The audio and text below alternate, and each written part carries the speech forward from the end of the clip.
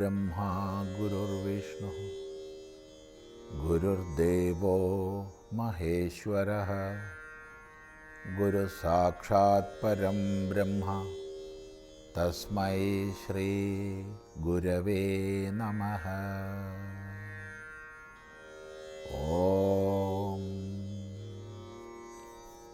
सदाशिवसमारम्भां शङ्कराचार्यमध्यमाम् अस्मदाचार्यपर्यन्तां वन्दे गुरुपरम्पराम्।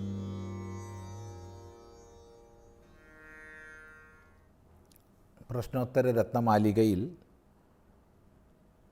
65-ാം ശ്ലോകമാണ് പഠിക്കുന്നത്.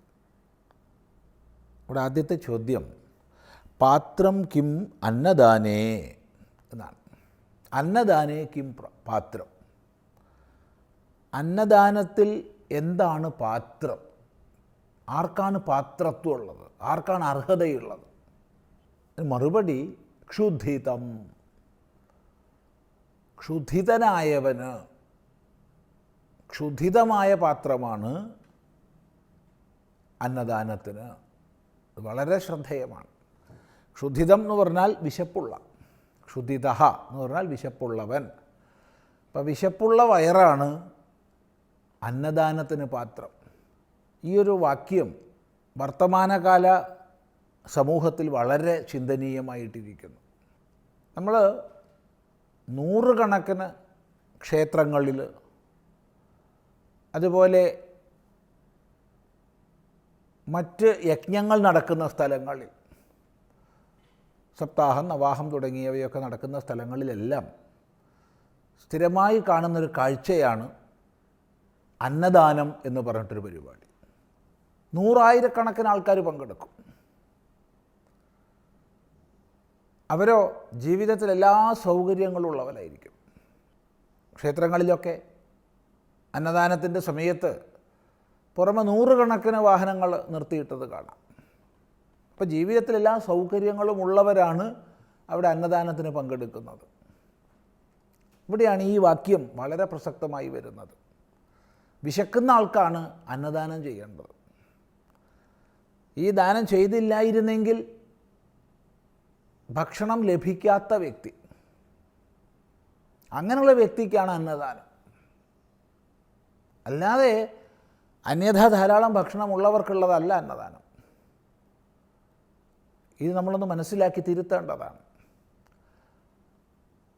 അപ്പോൾ അവിടെ ചോദ്യം വന്നേക്കാം, അപ്പോൾ എന്താണ് നിങ്ങൾ പറയുന്നത്? അന്യഥാ ഭക്ഷണം ലഭിക്കുന്നവർക്ക് ക്ഷേത്രം തുടങ്ങിയ സങ്കേതങ്ങളിൽ നിന്ന് ഭക്ഷണം കൊടുക്കരുതെന്നാണോ, പ്രസാദം കൊടുക്കരുതെന്നാണോ? ഒരിക്കലും അങ്ങനെ പറഞ്ഞിട്ടില്ല. ക്ഷേത്ര സങ്കേതങ്ങളിൽ, പ്രത്യേകിച്ച് ഗ്രാമക്ഷേത്രങ്ങളിലൊക്കെ ഭഗവാന്റെ പ്രസാദം എന്ന ഭാവത്തിൽ ആ ഗ്രാമത്തിലുള്ള അല്ലെങ്കിൽ എത്തിച്ചേരാവുന്ന പരമാവധി ജനങ്ങൾക്ക് പ്രസാദം വിതരണം ചെയ്യണമെന്ന് തന്നെയാണ് അഭിപ്രായം. അവിടെ ധനികനെന്നോ ദരിദ്രനെന്നോ വ്യത്യാസം ഉണ്ടാവരുത്. അവിടെ പണ്ഡിതനെന്നോ പാമരനെന്നോ വ്യത്യാസം ഉണ്ടാവരുത്. അവിടെ മൃഷ്ടാന്നം കഴിക്കാൻ വകുപ്പുള്ള ആളെന്നോ ഇല്ലാത്ത ആളെന്നോ വ്യത്യാസം ഉണ്ടാവരുത്. എല്ലാവർക്കും ഭഗവാന്റെ പ്രസാദം എന്ന ഭാവത്തിൽ, ഭഗവതിയുടെ പ്രസാദം എന്ന ഭാവത്തിൽ പ്രസാദം വിതരണം ചെയ്യേണ്ടതാണ്. അതിനുള്ള സംവിധാനങ്ങൾ ഉണ്ടാക്കേണ്ടതാണ്. പക്ഷേ അന്നദാനം എന്ന് പേര് കൊടുക്കാൻ പാടില്ല. അന്നദാനം എന്നാണോ പറയുന്നത്? ദാനം അർഹിക്കുന്ന പാത്രത്തിലായിരിക്കണം. അത് വിശപ്പുള്ളവർക്കായിരിക്കണം. പ്രസാദകൂട്ട് എല്ലാവർക്കും ആവാം. ഭഗവാന്റെ പ്രസാദം എല്ലാവർക്കും കൊടുക്കുന്നു. എല്ലാവരും അവിടെ ഒന്നായിട്ട്. വാസ്തവത്തിൽ അങ്ങനെയുള്ള വേദികളാണ് ഒരു വലുപ്പച്ചെറുപ്പവും ഇല്ലാതെ നമ്മൾ ഒന്നാണ് എന്ന ഭാവനയെ ഊട്ടി വളർത്തുന്നത്. ഭഗവാന്റെ പ്രസാദം കഴിക്കാൻ വേണ്ടി ധനികരും ദരിദ്രരും എല്ലാവരും ഒത്തുചേരുന്നു, ഒന്നിച്ചിരിക്കുന്നു.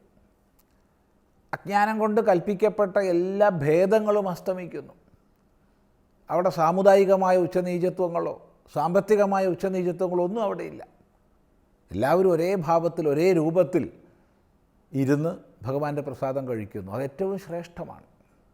പക്ഷേ അന്നദാനം എന്ന് പറയുമ്പോൾ അത് അർഹിക്കുന്നിടത്തായിരിക്കണം, അത് വിശക്കുന്നിടത്തായിരിക്കണം. ഇത് നമ്മൾ ശ്രദ്ധിക്കേണ്ടതാണ്. ദാനം എപ്പോഴും അർഹിക്കുന്ന പാത്രത്തിലേ പാടുള്ളൂ. അതുകൊണ്ട് പാത്രം കിം അന്നദാനേ, അന്നദാനത്തിൽ പാത്രം എന്താണ്? മറുപടി ക്ഷുധിതം. അടുത്ത ചോദ്യം, കഹ അർച്ച്യഃ, ആരാണ് അർച്ച്യൻ? അർച്ച്യൻ എന്ന് പറഞ്ഞാൽ അർച്ചിക്കപ്പെടേണ്ടവൻ, പൂജിക്കപ്പെടേണ്ടവൻ. ആരാണ് അർച്ചിക്കപ്പെടേണ്ടത്?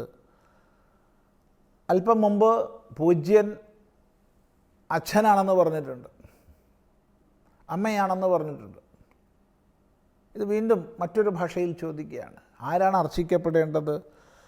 മറുപടി ഹി നിശ്ചയമായും ഭഗവത് അവതാരഃ, ഭഗവാന്റെ അവതാരമൂർത്തിയാണ് അർച്ചിക്കപ്പെടേണ്ടത്. ഭഗവാന്റെ അവതാരമൂർത്തി, അവതാരമൂർത്തി എന്ന് പറയുമ്പോൾ ധർമ്മ സംസ്ഥാപനത്തിനായിക്കൊണ്ട് ഈ പ്രപഞ്ച വ്യവസ്ഥയുടെ പുനഃക്രമീകരണത്തിനായിക്കൊണ്ട് പല രൂപഭാവങ്ങളെ ധരിച്ച് ഭഗവാൻ പ്രത്യക്ഷപ്പെടുന്നതാണ്. അഥവാ ഉപാസ്യമായിരിക്കുന്ന വിവിധ ഭാവങ്ങളിലേക്ക് ഇറങ്ങി വരുന്നതാണ്. ഇത് രണ്ടും അവതാരമായി മാനിക്കപ്പെടാം. ഒന്ന്, ഉപാസ്യമായ ഭാവത്തിലേക്ക് ഇറങ്ങി വരിക. രണ്ട്, ധർമ്മ സംസ്ഥാപനാർത്ഥം അനേക രൂപഭാവങ്ങളെ സ്വീകരിക്കുക. ഇതാണ് അവതാരം. അപ്പോൾ ഭഗവാന്റെ അവതാരമൂർത്തിയെയാണ് അർച്ചിക്കേണ്ടത്. ഉടനെ ചോദ്യം വരികയാണ്, കശ്ച ഭഗവാൻ, ആരാണ് ഭഗവാൻ? ആരാണ് ഭഗവാൻ?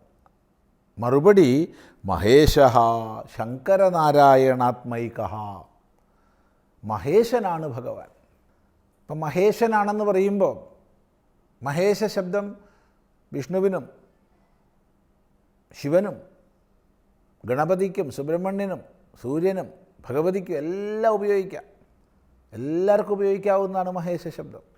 എങ്കിൽ തന്നെയും മഹേശൻ എന്ന് പറയുമ്പോൾ പെട്ടെന്ന് നമ്മുടെ മനസ്സിൽ മഹേശ്വരൻ, പരമേശ്വരൻ, ശിവൻ എന്നുള്ള സങ്കല്പമാണ് വരുന്നത്, ശങ്കരൻ എന്നുള്ള സങ്കല്പമാണ്. ആ സങ്കല്പം വരുന്നുവെങ്കിൽ ഓർമ്മിക്കുക, ഇവിടെ പലവുരു വിഷ്ണു പര്യായവും ശിവപര്യായവും ഒരേ അർത്ഥത്തിൽ ഭാവത്തിൽ ഉപയോഗിച്ചിട്ടുണ്ട്. അതുകൊണ്ട് തന്നെ ആചാര്യൻ തന്നെ സ്വയമേവ പറയുകയാണ്, ശങ്കരനാരായണാത്മൈകഃ, ശങ്കരനും നാരായണനും ആയ ഏകസ്വരൂപത്തോടൊത്തവൻ. അവൻ ശങ്കരനുമാണ്, നാരായണനുമാണ്, വിഷ്ണുവുമാണ്, ശിവനുമാണ്. അങ്ങനെയുള്ള ഭഗവാൻ, ആ ഭഗവാന്റെ അവതാരങ്ങൾ, അതാണ് അർച്ചിക്കപ്പെടേണ്ടത്. ഇതാണ് ഉപദേശിക്കുന്നത്. തുടർന്ന് നമുക്ക് അടുത്ത പ്രാവശ്യം ശ്രദ്ധിക്കാം.